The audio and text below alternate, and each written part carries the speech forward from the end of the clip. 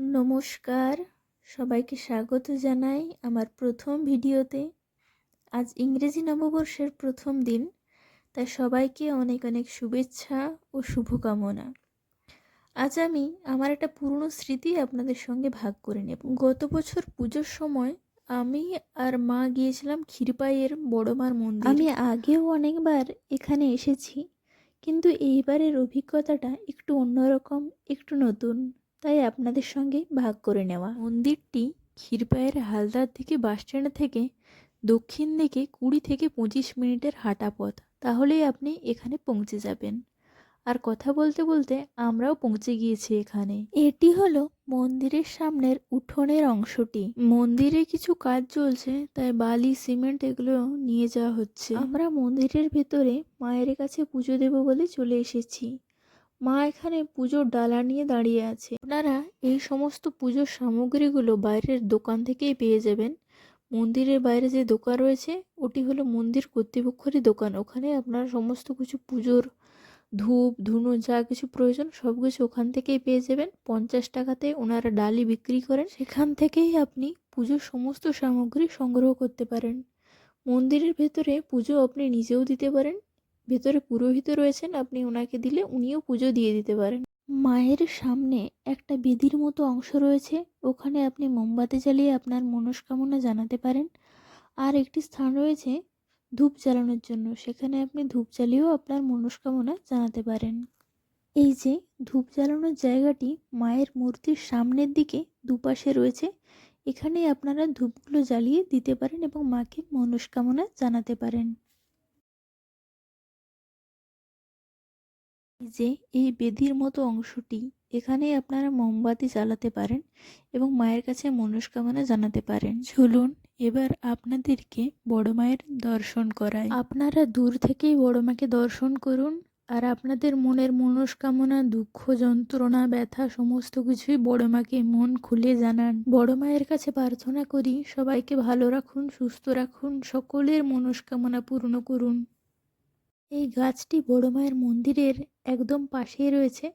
এখানে আপনি লাল সুতো বেঁধে আপনার মনের মনস্কামনা জানাতে পারেন। অনেকের কাছে লাল সুতো না থাকার কারণে ভেতরে যে ধূপ দেওয়া হয়েছিল সেই ধূপের প্যাকেটগুলি এখানে বেঁধে দিয়ে গেছে। এখানে বেঁধে দিয়ে যাওয়ার পর আপনার মনের মনস্কামনা পূর্ণ হলে আবার বড় মায়ের কাছে ফিরে এসে এই সুতোটি বা ধূপের প্যাকেটটি আবার খুলে দিয়ে যেতে হয়। মায়ের মন্দিরের একদম উল্টো দিকেই আর একটি মন্দির রয়েছে। সেই মন্দিরে এখন কাজ চলছে, আর মন্দিরের যে উঠোন অংশ রয়েছে সেখানে অনেকগুলো মূর্তি তৈরি হচ্ছে, সেগুলোরও কাজ চলছে। মায়ের উল্টো দিকে মায়ের আরেকটি প্রতিমূর্তি রয়েছে, সেটিরও আপনারা দর্শন করুন এবং আপনাদের মনস্কামনা জানান। মন্দিরের এই অংশটির নির্মাণ কাজ চলছে, তাই মায়ের সামনে থেকে গিয়ে দর্শন করতে পারলাম না। বাইরে থেকে যেটুকু সম্ভব হয়েছে সেটুকুই আপনাদেরকে দেখানোর চেষ্টা করলাম। একদমই মায়ের বিপরীত দিকেই মায়ের এই প্রতিমূর্তিটি তৈরি করা হয়েছে। মন্দির থেকে চলে যাওয়ার আগে আর একবার মায়ের দর্শন করে নিই। মা সবাইকে রক্ষা করো, ভালো রেখো, সুস্থ রেখো।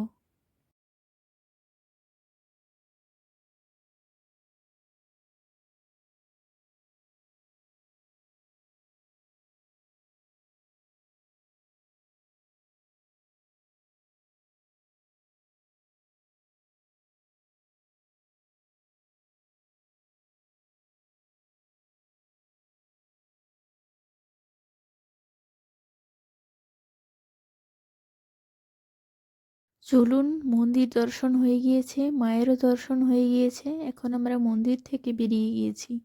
আমরা মন্দির যে রাস্তাটা দিয়ে এসেছিলাম সেই রাস্তাটা দিয়েই সোজা আমরা চলে যাচ্ছি একদম পশ্চিম দিক বরাবর।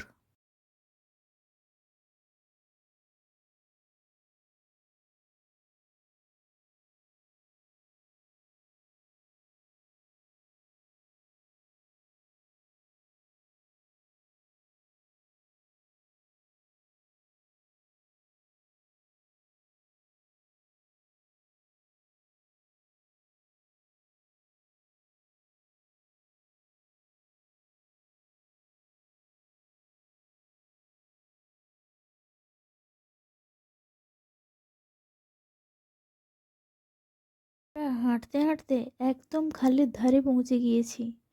এখানে আপনাদেরকে দর্শন করাবো আরেকটি মায়ের। সামনের যে লাল মন্দিরটি দেখছেন, এটি হলো আর একটি মায়ের মন্দির। আর তার পাশেই কমলা রঙের যে মন্দিরটি দেখছেন, এটি হলো হনুমানজির মন্দির। চলুন আপনাদের হনুমানজিরও দর্শন করাই, আর আমি আর মাও দর্শন করি ওনার। এরপর আপনাদেরকে দেখাবো একটি সুন্দর স্বপ্নের মতো প্রাকৃতিক দৃশ্য। এই জায়গাটা একবার আপনি দেখলেই মন্ত্রমুগ্ধ হয়ে আপনি এখানে দেখতেই থাকবেন।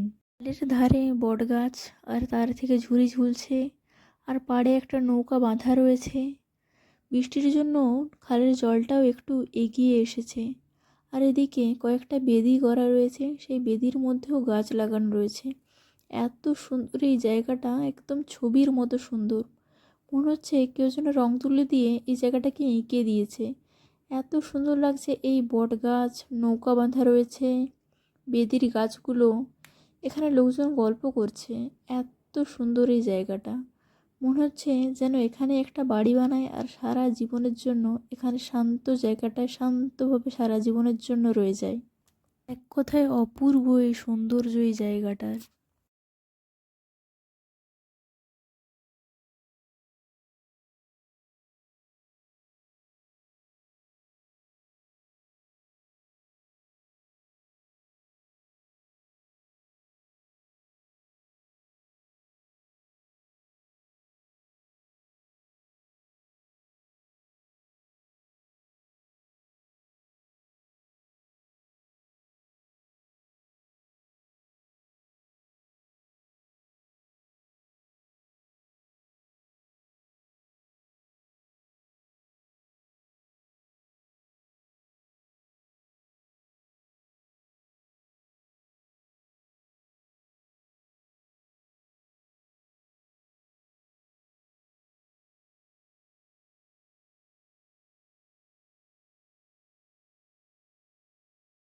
বাড়িতে সবারই পিছু টান রয়েছে, তাই বাড়িতে ফিরতেই হবে। তাই ধরলাম বাড়ির পথ। বড় মাকে দর্শন করার স্মৃতিটি আপনাদের সঙ্গে ভাগ করে নিতে পেরে খুব ভালো লাগলো। আপনাদের কেমন লাগলো জানাবেন। বড় মাকে দর্শন ভালো লাগলে একটা লাইক করে দেবেন, আর সাবস্ক্রাইব করে পাশে থাকবেন। আবার দেখা হবে নতুন কোনো একদিন।